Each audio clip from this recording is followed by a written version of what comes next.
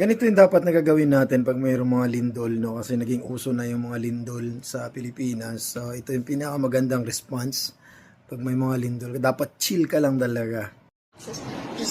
Aabot na ito. Where's Lindor? Yes, may lindol. Ayaw, lima! Ano, wala na ng kuryente. Umuwi na tayo. Shake ka, nag-shake. Yes. Until the time. Ano naman to? Wait. I want to go home. Because sa fault line kami. Uy, mag-check kayo. Tawag sa bahay. Sabi mo. Malakas. Yes, malakas yun. And Kailan mo name we're in Green Meadows. Check. So, my God, my house. Ayaw, lima!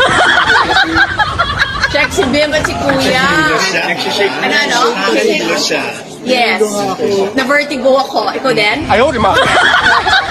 Wait na. At nag-shake pa. Muna, huwag na.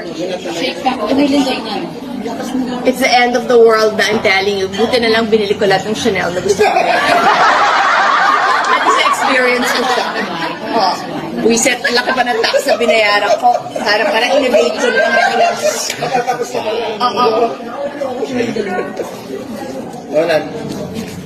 Hindi, Kuya Dina, nahihilo ko until now. Hey, sir. Kaya nga, sandali Ayun pa, Meron pa, oh. Nahihilo pa. Can you have studio ron and sir, please? Oh, di ba? Dapat ganun lang. Dapat chill lang talaga. Kaya marami talaga tayong matututunan dyan kay Madam.